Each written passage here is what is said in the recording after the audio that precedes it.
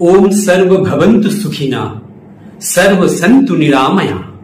ओम शांति ओम शांति ओम शांति। परम पिता परमेश्वरेर श्री चरण कमले आपनादेर सकलेर मंगल प्रार्थना करी।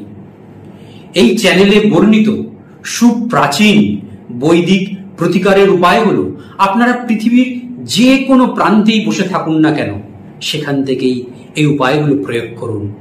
এই উপায়গুলো প্রয়োগ করার সাথে সাথেই আপনাদের জীবনে নিয়ে আসবে সুখ, শান্তি এবং সৌভাগ্য। আজকে আপনাদের সামনে প্রস্তুত করতে চলেছি দ্রুত ঋণ মুক্তির ভগবান শিবের এক চমৎকারী মন্ত্র।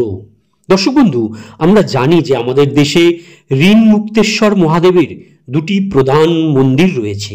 একটি মন্দির উজ্জয়নে মহাকাল মন্দিরের নিকট শিপ্রা নদীর তীরে অবস্থিত, আর অন্য মন্দিরটি ওমকারেশ্বর যে জ্যোতির্লিঙ্গ আছে তার নিকটে অবস্থিত।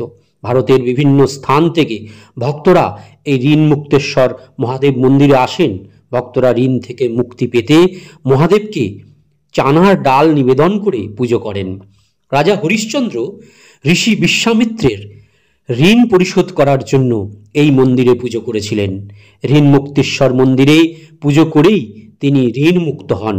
তাই কোনো ভক্ত যদি কৃষ্ণ চতুর্দশীর দিনে বা মঙ্গলবার দিনে বা শনিবারে ভক্তি শ্রদ্ধার সাথে শিব মন্দিরে ঋণ মুক্তেশ্বর মহাদেবকে স্মরণ করে ঋণ মুক্তেশ্বর মহাদেবের মন্ত্র 21 বার জপ করে চানা ডাল বা ছোলার ডাল দিয়ে শিবলিঙ্গে অভিষেক করে, তাহলে সেই ভক্ত দ্রুত ঋণ থেকে মুক্তি লাভ করতে পারেন।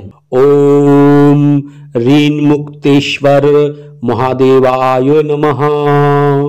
ওম ঋণ মুক্তেশ্বর মহাদেবায় নমঃ।